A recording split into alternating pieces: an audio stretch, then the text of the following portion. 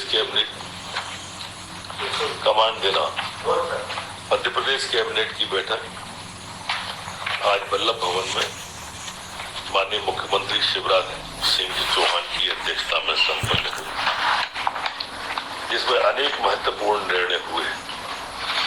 आज की बैठक शिक्षा के क्षेत्र में, सिंचाई के क्षेत्र में, रोजगार के क्षेत्र में, किसान के क्षेत्र में अति महत्वपूर्ण बैठक थी। शिक्षा में भी अगर हम चिकित्सा शिक्षा की बात करें तो 2 चिकित्सा नवीन महाविद्यालय उज्जैन में और बुधनी में। आप सबको विदित ही होगा कि उज्जैन में लंबे समय से मेडिकल कॉलेज की मांग हो रही थी। आज मंत्रिपरिषद ने नवीन चिकित्सा महाविद्यालय बुधनी को सैद्धांतिक स्वीकृति दी है और नवीन चिकित्सा महाविद्यालय उज्जैन के अंदर प्रशासकीय स्वीकृति दी है।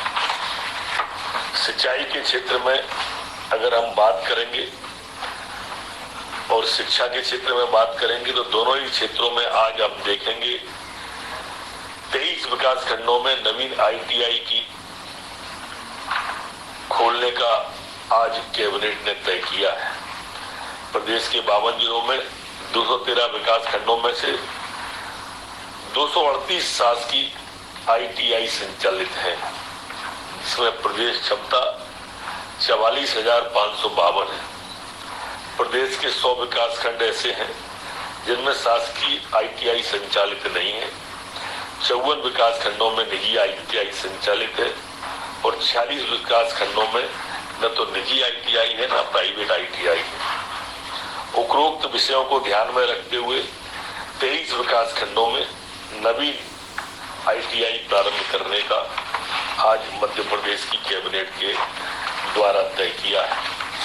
ये अपने आप में एक बड़ा निर्णय है जो शिक्षा के क्षेत्र में टेक्निकल हैंड्स के लिए हमारे यहाँ पर जो आवश्यक थी वो की गई है।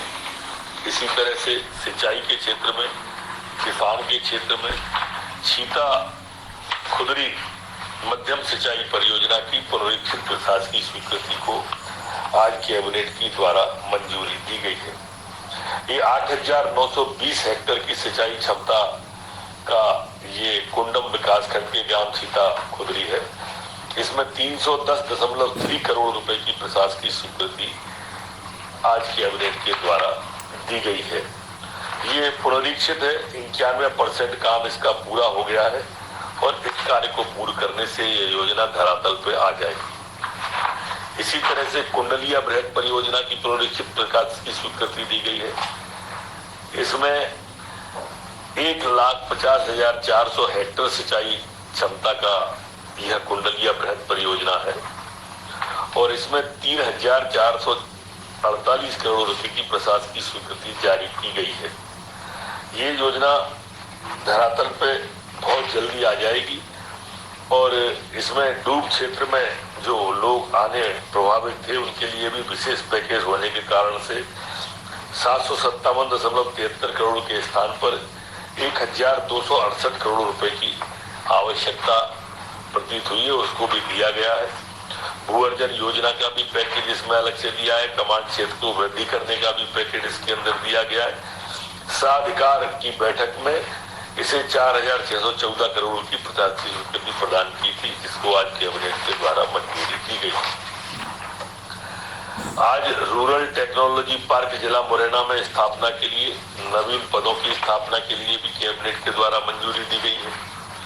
इसी तरह से आज national forensic science university NFSU Gandhinagar के कैंपस की स्थापना के लिए भोपाल में जमीन के आवंटन का प्रस्ताव भी आज मध्य प्रदेश की कैबिनेट ने पारित किया है। ये नेशनल फॉरेंसिक यूनिवर्सिटी आप सबको ध्यान होगा केंद्र सरकार के द्वारा दी गई थी और मुख्यमंत्री जी ने इसे बिल्कुल निःशुल्क जमीन देकर महत्वाकांक्षी योजना को आज मूर्त रूप लेने की दिशा में एक बड़ा कदम आगे बढ़ाया है।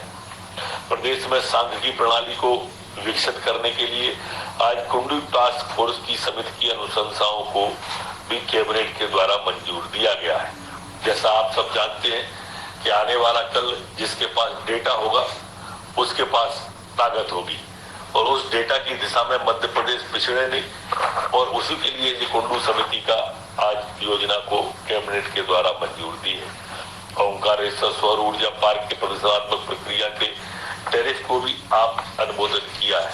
ये अपने आप में एक अनूठी योजना है जो मध्य प्रदेश में हम लेके आ रहे हैं। ये ओंकारेश्वर में पानी के ऊपर सोलर बिछाया जाएगा और जिससे ऊर्जा का उत्पादन होगा, जिससे हमारी जमीन को भी नुकसान नहीं होगा, पानी को भी नुकसान नहीं होगा।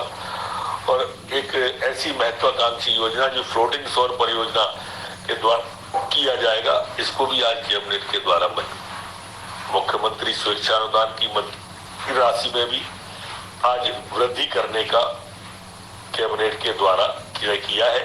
ये 150 से बढ़ाकर 200 करोड़ रुपए की जाएगी। आज विधायकों के स्वेच्छानुदान को भी बढ़ाने का, जैसा माननीय मुख्यमंत्री जी ने घोषणा की थी, अब उसमें भी वृद्धि करने का विधायकों के स्वेच्छानुदान में 15 लाख रुपए से बढ़ाकर 50 लाख रुपए करने का तय किया है। और विधायक क्षेत्र विकास निधि योजना 1 करोड़ 85 लाख से बढ़ाकर 2.5 करोड़ रुपए करने का तय किया है। ये इसमें आज कैबिनेट के द्वारा तय किया है। टेबलू पत्ता संग्राहक पारिश्रमिकों में भी दर में भी वृद्धि की है। जो हमारे मजदूर भाई हैं उनके लिए ये बड़ी है। अब ये 2,500 से बढ़ाकर 3,000 रुपया प्रति मानक बोरा करने का तय किया है और तत्काल उससे ये प्रभावी भी रहेगी। तेंदुपत्ता के क्षेत्र में बहुत बड़ा निर्णय है ये। गरीब की दिशा में भी बड़ा निर्णय है, मजदूर की दिशा में भी बड़ा निर्णय है। गौ अभ्यारण्य सालरिया सुसनेर जिला आगर के संचालन में गोधाम महातीर्थ पथ मेला लोक पुण्यार्थ न्यास के अनुबंध करने का भी अब तय किया है कि यह हमारा जो गौ अभ्यारण्य मध्य प्रदेश का है उसको संचालित करें और इसको पर्यटन के लिए भी ये विकसित कैसे होगा इस दिशा में भी बढ़ने का आज तय किया है। आज हमारे जो दिवंगत हो गए थे गुना जिले के थाना आरोन में जो 3 पुलिस के जवान, उनको 1 करोड़ की अनुग्रह राशि भी देने का आज कैबिनेट के द्वारा प्रस्ताव पारित किया है। इन तीनों को 1 करोड़ की राशि प्रदान की जाएगी। The Kashmir file state GST से छूट प्रदान करने का भी आज कैबिनेट के द्वारा मंजूरी प्रदान कर दी गई है कि जो घोषणा माननीय मुख्यमंत्री जी ने की थी उसकी उसके लिए कैबिनेट के द्वारा पास कर दिया गया है। निवेश प्रोत्साहन सहायता योजना की प्रभावशीलता में वृद्धि करने का जो पुरानी योजना हमारी चल रही थी उसे नई योजना आने तक कंटिन्यू करने का भी आज कैबिनेट के द्वारा तय किया है।